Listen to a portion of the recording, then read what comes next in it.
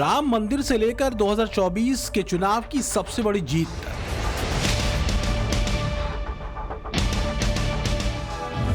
America में डंका बजाने से लेकर चीन को सरेंडर करवाने तक,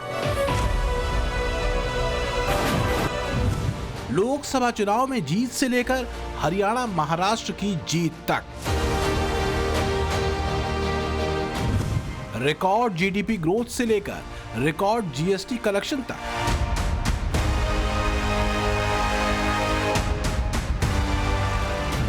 वो कमाल का साल जिसमें नरेंद्र मोदी ने तोड़ दिए सारे रिकॉर्ड।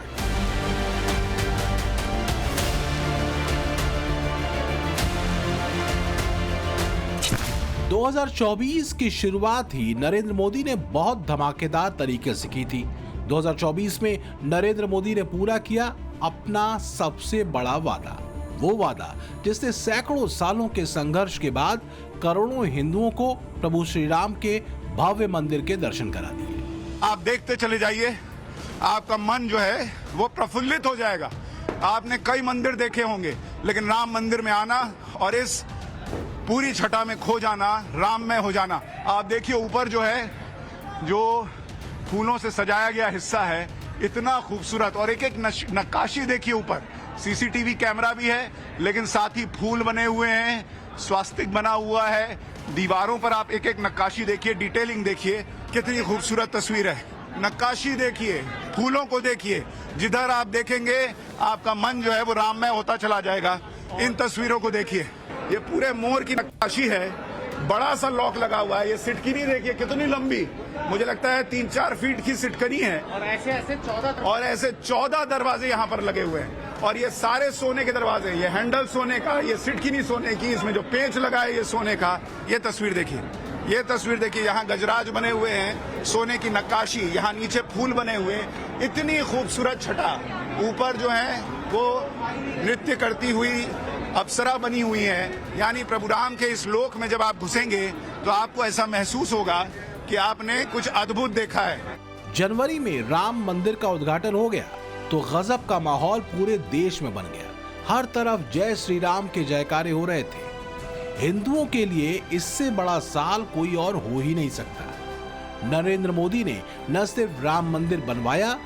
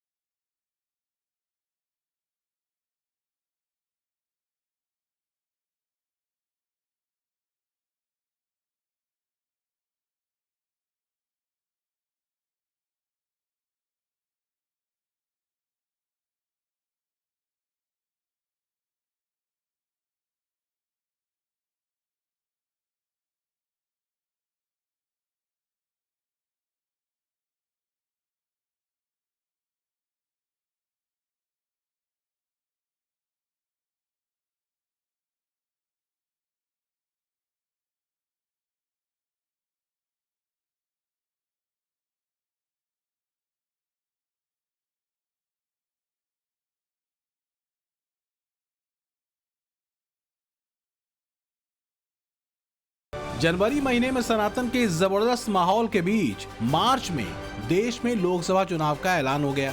नरेंद्र मोदी का सबसे बड़ा चुनावी टेस्ट होने जा रहा था, क्योंकि एक तरफ 10 साल का राज था तो दूसरी तरफ इंडी गठबंधन ने भी जोर लगा दिया था। लेकिन मोदी ने सबसे बड़ा टेस्ट भी क्लियर कर लिया।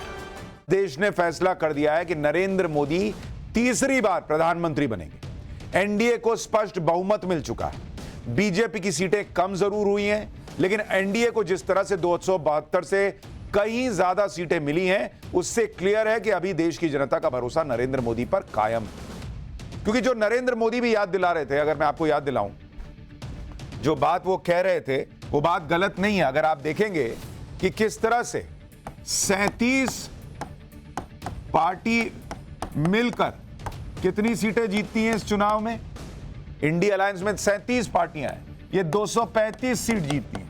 37 पार्टी मिलकर 37, और अकेले मोदी यानी कि बीजेपी कितनी सीट जीतती है बॉस? अकेले नरेंद्र मोदी अपने बूते बीजेपी को 239 सीट दिलाते हैं, 239। और 10 साल की एंटी इनकम्बेंसी के बाद, यानी उत्तर से लेकर दक्षिण और पूरब से लेकर पश्चिम तक घोर विरोधी विचारधारा वाली पार्टियां एक साथ आ गई, तब भी 2 टर्म की एंटी इनकम्बेंसी के बावजूद नरेंद्र मोदी की कितनी सीटें कम कर पाई? 64 सीट।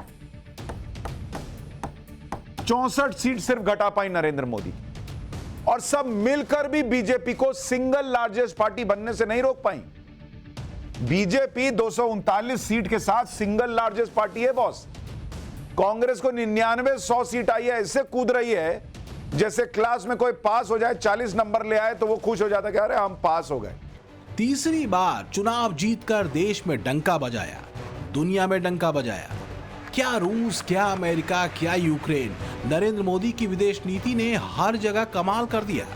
इस साल वो रूस भी गए, यूक्रेन भी गए, अमेरिका भी गए और पूरी दुनिया को बता दिया कि भारत के बिना दुनिया का काम नहीं चलने वाला। आप ये इमोशन और कनेक्ट देख रहे हैं नरेंद्र मोदी के साथ लोगों का। भाई लोग रो रहे हैं कि नरेंद्र मोदी को देख लिया, अपने भगवान को देख लिया, उनको पास से छू लिया। ये है नरेंद्र मोदी का आज भी क्रेज। राहुल गांधी और पीएम मोदी का फर्क आप इस बात से भी समझ सकते हैं कि जब विदेश में राहुल गांधी किसी से मिलते हैं तो विवाद हो जाता है, जब पीएम मोदी किसी से मिलते हैं तो विवाद होने की जगह पर जो विवाद चल रहे होते हैं उनके सुलझने की उम्मीद बढ़ जाती है। जैसे अमेरिकी दौरे पर पीएम मोदी ने नेपाल के प्रधानमंत्री केपी शर्मा ओली से मुलाकात की और द्विपक्षीय वार्ता में फिलिस्तीन के राष्ट्रपति महमूद अब्बास से भी बातचीत। ये दोनों ही मुलाकात इस लिहाज से खास है क्योंकि नेपाल भारत का पड़ोसी देश है। पिछले कुछ वक्त से वहां चीन का दखल और भारत विरोधी ताकतें हावी होने की कोशिशें कर रही हैं। इसलिए चीन के प्रभाव से कोसों दूर अमेरिका में नेपाल के प्रधानमंत्री से मिलकर पीएम मोदी ने भारत की कूटनीतिक हितों को साध लिया। यह मुलाकात इतनी अच्छी रही कि नेपाल के पीएम ने प्रधानमंत्री मोदी को नेपाल आने का न्योता दिया, जिसे पीएम मोदी ने स्वीकार भी कर लिया। केपी शर्मा ओली जुलाई में ही 4थी बार नेपाल के प्रधानमंत्री बने हैं और यह उनकी पहली विदेश यात्रा है और पहली यात्रा में भारत के साथ संबंध मजबूत करने पर बात हुई। इसी तरह पीएम मोदी ने दूसरी मुलाकात फिलिस्तीन के राष्ट्रपति महमूद अब्बास से की। ये देखिए तस्वीर। यह मुलाकात ऐसे वक्त में हुई जब पिछले 1 साल से इजराइल और हमास के बीच गाजा में युद्ध छिड़ा हुआ है और जिस तरह से यूक्रेन युद्ध को लेकर दुनिया की भारत से उम्मीद बढ़ी है, उस माहौल के बीच फिलिस्तीन के नेता भी गाजा युद्ध को रोकने में भारत से मदद की उम्मीद में। इस मुलाकात के दौरान पीएम मोदी ने गाजा में मानवीय नुकसान पर वैसी ही गहरी चिंता व्यक्त की जैसी यूक्रेन युद्ध को लेकर कर चुके। इसके साथ पीएम मोदी ने फिलिस्तीन के लोगों के लिए भारत के लगातार समर्थन के संकल्प को फिर से दोहराया। पीएम मोदी जब भी विदेशी दौरे पर जाते हैं तो उनके एजेंडे में सिर्फ एक ही चीज रहती है और वो है देश हित।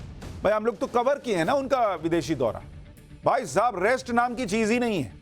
एक तो आप यहां से अमेरिका पहुंचिए, 16 घंटे 18 घंटे की फ्लाइट है, जेट लैग हो जाता है। मतलब टाइम जोन अलग है, जब यहां रात होगी वहां दिन होगा, वहां दिन होगा यहां रात होगी, तो आपका बॉडी का क्लॉक ही हिल जाता है। लोगों को तो 2-2 दिन लग जाते हैं बॉडी क्लॉक सेट करने में। नरेंद्र मोदी वहां उतरते हैं काम में, इधर मीटिंग उधर मीटिंग, इधर मीटिंग उधर मीटिंग। भाई नरेंद्र मोदी को कवर करना विदेशी दौरों में मुश्किल हो जाता है। इस उम्र में उनकी ऊर्जा ही खत्म नहीं हो रही। इसलिए आप देखिए कि अमेरिका में कम समय में पीएम मोदी भारत के हित के लिए ज्यादा से ज्यादा मीटिंग्स इस बार भी कर रहे हैं। अमेरिका के 3 दिन के दौरे पर पीएम मोदी ने 11 से ज्यादा मीटिंग की है, 6 राष्ट्रीय अध्यक्ष से मिले। इसके अलावा दुनिया की 15 टॉप कंपनीज के सीईओ से भी मिले हैं और उन्हें भारत आकर बिजनेस करने का न्योता दिया कि बॉस हमारे यहां आइए ना, हमारे यहां बढ़िया है भाई। अमेरिका के साथ जो 31 प्रेडेटर ड्रोन की डील हुई थी उसकी जल्द से जल्द डिलीवरी के लिए बातचीत भी हुई है। कोलकाता में national security semiconductor fabrication plant स्थापित करने को लेकर अमेरिकी कंपनी से डील फाइनल हो गई। यह डील इसलिए इंपॉर्टेंट है क्योंकि इस प्लांट में बनने वाली चिप सेना के उपकरणों में इस्तेमाल होगी और भारतीय सेना को ज्यादा हाईटेक बनाएगी। इसके अलावा रिसर्च एंड डेवलपमेंट इकोसिस्टम में अगले 5 साल में $90 मिलियन यानी करीब 750 करोड़ रुपए के निवेश की डील फाइनल हुई। क्लीन एनर्जी को लेकर भारत और अमेरिका की कंपनी के बीच $1 बिलियन यानी करीब 8,500 करोड़ रुपए की डील हुई है। इस दौरे पर पीएम मोदी का फोकस सेमीकंडक्टर और एआई यानी आर्टिफिशियल इंटेलिजेंस पर रहा। गूगल और बाकी कंपनियों ने भारत के एआई सेक्टर में ज्यादा निवेश करने की बात कही। नरेंद्र मोदी की सबसे बड़ी जीत तो चीन पर थी कि 5 साल से जो चीन आंखें दिखा रहा था वो बातचीत की टेबल पर आ गया। उसने बॉर्डर से सेना पीछे हटाने की बात मान ली। मोदी जिनपिंग की 5 साल बाद मुलाकात भी हुई। पूरे 5 साल बाद नरेंद्र मोदी और शी जिनपिंग की बातचीत हुई है। ये मुलाकात की तस्वीरें देखी, हर जगह इसी की चर्चा है। इन दोनों नेताओं की रूस में मुलाकात की जो तस्वीरें आई हैं, उसने यूरोप से लेकर अमेरिका तक में हड़कंप मचा दिया है। यहां भारत में कुछ लोग जो इंची टेप लेकर नरेंद्र मोदी का सीना नापते फिर रहे थे कि ना अब 56 नहीं 36 का हो गया, उनका मुंह ऐसे लटक गया है, क्योंकि ये सिर्फ तस्वीरें नहीं, वर्ल्ड ऑर्डर में तख्ता पलट करने जैसा है। अमेरिका जैसे देशों की कुर्सी हिल गई, जो कभी G7 तो कभी फाइव आइज के नाम पर किसी के साथ भी खेला कर देते हैं। भारत के साथ भी ऐसा ही खेला करने की कोशिश अमेरिका और कनाडा ने की थी, लेकिन नरेंद्र मोदी की विदेश नीति ने अमेरिका और कनाडा जैसे देशों का गेम ही पलट दिया। विदेश नीति के साथ साथ अर्थव्यवस्था के मोर्चे पर भी पीएम मोदी ने झंडे गाड़ दिए। जीडीपी ग्रोथ की बात कर लो या फिर जीएसटी कलेक्शन, अर्थव्यवस्था जितनी तेजी से आगे बढ़ी उसने पूरी दुनिया को हैरान कर दिया। पूरी दुनिया इसकी बात कर रही थी। ऑक्सफोर्ड यूनिवर्सिटी की इस रिपोर्ट की इसका केस स्टडी का टाइटल है gridlock to growth, how leadership enables India's Pragati ecosystem to power progress. इस रिपोर्ट में पीएम मोदी की डिजिटल गवर्नेंस प्लेटफॉर्म प्रगति को एक गेम चेंजर प्लेटफॉर्म बताया गया। प्रगति की वजह से भारत में इंफ्रास्ट्रक्चर प्रोजेक्ट की डिलीवरी में बहुत तेजी आई है। इससे देश की इकोनॉमी का सिस्टम पूरी तरह बदल गया है। स्टडी में कहा गया है कि proactive governance and timely implementation ने टॉप लेवल पर अधिकारियों की जवाबदेही तय की। इसके अलावा केंद्र और राज्यों के बीच प्रोजेक्ट्स के कोऑर्डिनेशन को बहुत पारदर्शी और व्यवस्थित किया गया। प्रगति प्लेटफॉर्म के कारण देश भर में 17,000 करोड़ रुपए के 340 प्रोजेक्ट्स में तेजी आई है। ये वो प्रोजेक्ट्स हैं जो पिछले कई सालों से अटके हुए थे। इन पर पिछली सरकारों ने ध्यान नहीं दिया, लेकिन 2014 के बाद सरकारी सिस्टम को नरेंद्र मोदी ने ऐसा बदला जिसकी वजह से आज भारत बदल गया। भाई, पूरी दुनिया भारत को पढ़ रही है, और जब वो पढ़ रहे हैं तो वो रिपोर्ट बना रहे हैं कि भाई ये नरेंद्र मोदी जो हैं, ये आदमी जो हैं वो डेडलाइन तय कर देते हैं और कहते हैं करके दिखाओ तो करके दिखाओ, और पिछला जो छोड़ के गए थे लोग वो सब भी प्रोजेक्ट पूरा करवा दे रहे हैं। पीएम मोदी ने दुनिया में डंका बजाया। देश में इंडी गठबंधन का भी घमंड चूर चूर कर दिया। जो इंडी गठबंधन मोदी की सीट कम करके झूम रहा था, उसे हरियाणा और महाराष्ट्र के चुनाव में पीएम मोदी ने ऐसा पटका जिसकी चीखें अभी तक सुनाई दे रही हैं। मोदी ने हिंदुओं को एकजुट होने के लिए कहा और हिंदू एकजुट हो भी गए। हिंदू कैसे एकजुट हुआ, जरा उसकी तस्वीर आप देखिए महाराष्ट्र चुनाव में। ये CSDS के आंकड़े हैं जो कहते हैं मराठा और Kunbi voter, Maratha plus Kunbi voter, अगर आप इनकी संख्या देखेंगे, ये किसको वोट कर रहे थे? महाविकास अघाड़ी को गया है 32% वोट इनका, और महायुति को 54% वोट इनका गया, 54%। अन्य ओबीसी, इनका वोट अगर देखिएगा आप, इनका वोट गया है महाविकास अघाड़ी को 26% और महायुति को गया है 60%। बॉस, आप देख रहे हैं क्या जबरदस्त हिंदुओं ने एकजुट होकर वोट किया है। इसी तरह से आप अपर कास्ट का वोट देखिए, अपर कास्ट का वोट गया है महाविकास अघाड़ी के लिए 25%, लेकिन महायुति के लिए 63%। सीधे सीधे दलित वोटर अगर आप देखेंगे, दलित गया है महाविकास अघाड़ी के साथ करीब 25%, और यहां भी महायुति को बढ़त है और महायुति के लिए दलित ने वोट किया 34%। साल 2024 नरेंद्र मोदी के 2 बड़े फैसलों के लिए भी याद किया जाएगा। पहला फैसला वक्फ बिल से जुड़ा है, दूसरा फैसला one nation one election bill से जुड़ा है। नरेंद्र मोदी ने ये दोनों बिल संसद में पेश करके ये बता दिया कि भले ही उनकी सीटें कम हो गई, भले ही वो गठबंधन की सरकार चला रहे हो, लेकिन वो अपने एजेंडे से पीछे हटने वाले नहीं हैं। आज वक्फ एक्ट में बदलाव करने वाला संशोधन बिल लोकसभा में पेश कर दिया गया। वक्फ एक्ट को लेकर भी इंडी गठबंधन अपनी वही राजनीति खेल रहा है।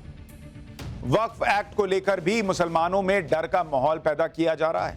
मुसलमानों के खिलाफ मोदी सरकार साजिश कर रही है। वही सीए, वही एनआरसी वाला नैरेटिव कि मोदी को खत्म करना चाह रहे हैं वगैरह वगैरह, मोदी पर मुसलमानों पर अत्याचार कर रहे हैं नरेंद्र मोदी।